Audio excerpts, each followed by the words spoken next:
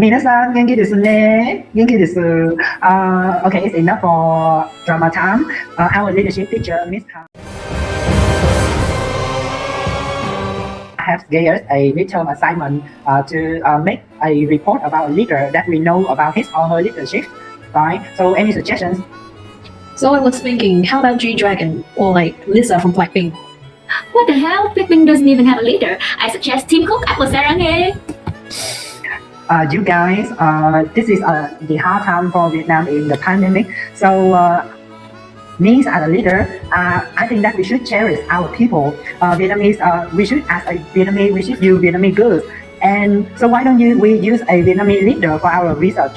How about Ho Chi Minh? He is also an excellent leader. And Đảng Cộng sản Việt Nam mấy muốn năm. That sounds interesting. I previously have done much research on him.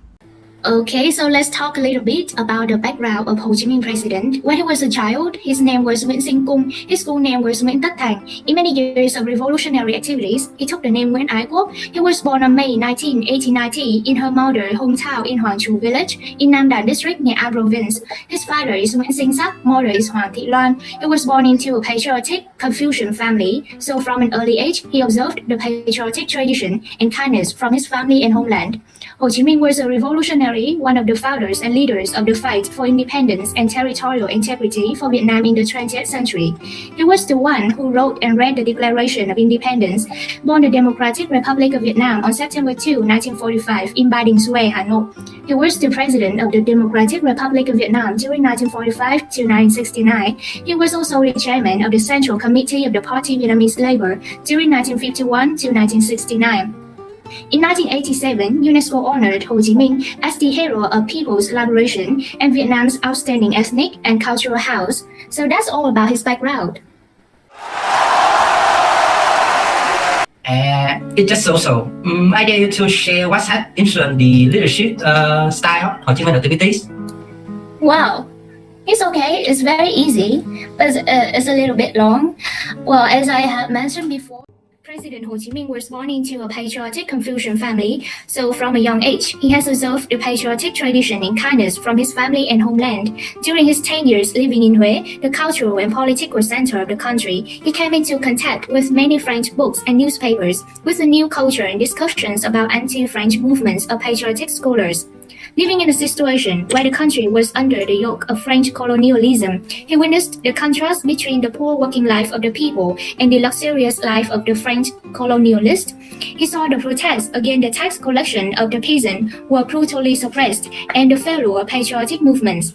According to him, in order to save the country, a new revolutionary path must be found. It can be said that the love of homeland, country, and family has formed the young Nguyễn Tất Thành a patriotic personality. With an extraordinary will, he was determined to fly away to France and Western countries. In order to fulfill his ambition, on June 5, 1911, he boarded the ship to leave the country for France.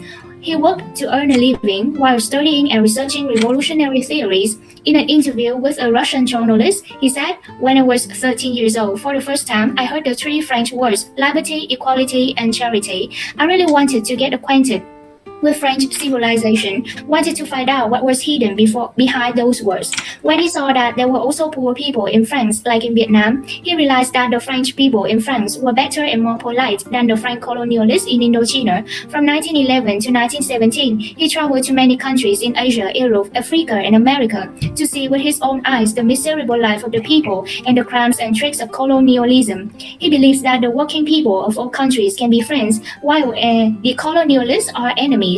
In July 1920, he read the first draft of Lenin's thesis on national and colonial issues in the newspaper Humanité. When reading Lenin's thesis, he understood better about the Leninism, the Communist International, about the proletarian revolution, about the national liberation movement in the world. He wrote, "Lenin's thesis made me very emotional. How excited, clear, and confident I was. I was so happy that I cried. Sitting alone in my room, I spoke out loud as if I were speaking to a large crowd. Dear old suffering compatriots, this is what we need. This is the way to our liberation. So from Lenin's thesis, he found the direction of the revolutionary movement for national liberation. He realized that the Vietnamese revolution should be along the path of the proletarian revolution. When I came to Leninism from a Vietnamese patriot to becoming the first Vietnamese communist, there was an important turning point in his life of revolutionary activities, a qualitative change, skillfully combining patriotism with proletarian internationalism, national independence with socialism. So wow, it's so long. I'm so good, right? So now my turn. I dare you to share about the how Ho Chi Minh manipulate his leadership style. Okay, piece of case. About his democratic style, we can see through his action from symbol to big deal. When writing Declaration of Independence, he can show the political or people surrounding him on everything in the essay, though he can really do it all by himself. When relate to fields like economic, political, military, Uncle Ho rely on a team of intellectual and experts on party and state apparatus, which necessitate careful preparation and wide change. And Uncle Ho don't just ask people opinion, he can actually make them willing to express their thought, their feeling, emotion. And this only happens when someone is democratic and brave enough to make his or her subordinate feel safe to tell the truth. Ying Hong Conference of the New Patriot is a great example for his democracy, and it is for Ho Chi Minh to collect opinion from all classes in society. Practicing democracy and respecting collective choice, listening to everyone's perspective, according to Ho Chi Minh, will foster positivism, self-discipline, innovation, and building agreement and supporting numerous people, and it will result in numerous power, allowing all revolutionary activity to complete effectively.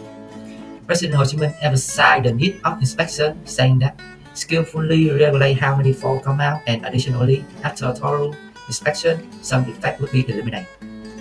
The practice has proven that it is important to monitor and oversee in leadership, not only inspecting and supervising the implementation of political platform, guidelines, and policies, but also inspecting organizations that inspect to ensure the party's line and policy are properly defined. Inspection, on the other hand, allow the evaluation of quality and effectiveness of supervision, as well as a grasp of reality of the situation and the foundation for considering and discipline ranging party, organization, and member. Okay, this is enough of this debate. You guys are all history teacher pets. And by the way, does anyone have a deeper knowledge or understanding about the characteristics of his leadership style? Oh, I know. Let me do it. I'm an expert on this. His popular leadership style manifests in three aspects. The first is democratic but still decisive. I remember a popular say of him that under our government, the people are the master, and to achieve that, leadership must be democratic, bringing together the talent and wisdom of individuals to work for a shared goal. However, without decisiveness and personal responsibilities, it is hard to make the appropriate judgment and respond quickly to requirements, and therefore work cannot proceed. The second is always be thorough. Although he is a leader, he still directly joined to the army to grasp the situation and encourage their morale and timely reward all the victories. This will promote objectivity and transparency and thus better manage the exercise of power. And the third is that he understands how to identify and hire talent, individual. He values talent as a national resource in our country tradition, and people must be used appropriately. His leadership style is also boldly revolutionary and scientific. The scientific properties are reflected in many of his instructions to subordinates. He stated that enthusiasm must be consistent with scientific understanding and based on science. Otherwise, it will lead to destruction. Do you guys remember a saying of him? We've only been taught that learning is a lifelong process. Theory and practical activities must be linked throughout life. And in terms of revolutionary, although he used Marxist-Leninist theory to conduct the revolution, he still adapted to fit the nation context and to be memorable for everyone. And his motto is that you must innovate, be brave, dare to think, and dare to act if you want to advance. Girls, the flow runs pretty well, and but however, every cloud has a silver lining. So, can anyone tell me about the black and white of the leadership style of Ho Chi Minh? All right, this is my time to shine. So I know, like the leadership style also have something that we can learn because Ho Chi Minh leadership and management style are revolutionary. It's scientific and it is humane because its goals are directed towards rationale between national liberation, class liberation, and human liberation. So first, we have to consider that this leadership side works so well when you are trying to solve a complex concern, because Ho Chi Minh believes that no one can understand everything and do everything. Therefore, we must be democratic in being the leader, which also means we have to get the talents, wisdom of many people to strive for the common goal of the revolution. Second, it also encourages the relationship between the leader and the people because everyone now has a chance to share their own opinion, and therefore it makes positive impact for everyone regardless of their background. Therefore, the relationship forms even closer and makes it more supportive bonds with one another. And third, I have to mention that it also pushes individuals to work harder and to be eager to learn. Because now more and more people are given the belief that they are capable of performing great responsibility, and now they are believing successes, not failure. Therefore, they will continue to work with passion and regardless of potential failure until the success is reached. Fourth, and finally, I also think that this leadership style develops a positive attitude because when the leader highlights how important the people are to the ruling system, as well as the process of contributing to the growth of the country, it reduces resistance to change and it may deter any internal hatred from the civilians. Also, we have to be, on the other hand, to consider the drawbacks of the leadership style because, democratic can easily lead to procrastination. We have to wait until people are all either eye to finally reach a decision. And even when we had read that decision, the discussion can also be delayed because it will not guarantee that the solution we're having now is the best possible. Because the idea that wins is not the best idea, but the idea that accumulates the most votes. And I also think another drawback of the leadership style is encourage no one to take responsibility for the failure. As we can consider the plan, whether if it fails for some reason, there may be some kind of blame putting on this people or that people, and this being passing around, no one claiming it. And shouldering responsibility should lie with leadership. But if it is often transferred along the individual who contributed the mentioned ideas and the one who supported, then who is it to blame? Yeah, so that's it. Wow, I can't believe that we have been almost finished our report. So last but not least, is there any lesson that we can learn from him? Oh, someone just talked about learning. I love lecturing people. Me, myself, and I would love to help you with that. Chào em, anh đứng ở đây từ chiều. Ho Chi Minh working style is the manner and way of working of the leader, whose object of leadership are subordinate the masses of the people in order to achieve the goal of leadership.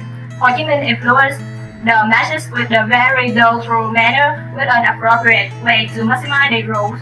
Ho Chi Minh not only spoke and wrote to educate cater about his style of working close to the masses, but he also demonstrated style in an exemplary way for everyone to learn and follow.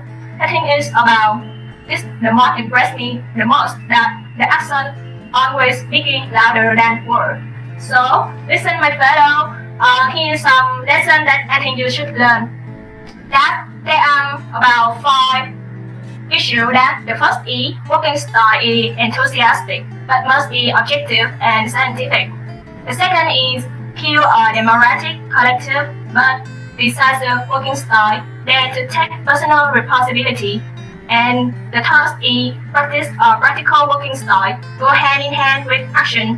4 is building a leadership style that is always close to the roots, close to the employee. And last but not least, remember that building a style of skillful use of people and respect for talented people. I think that's enough for the lesson. Honey, look at that. You guys have done such a fabulous job because we have finished ahead our schedule for one. And I bet that Miss Ha will please give us 10 points. Thank you all for today.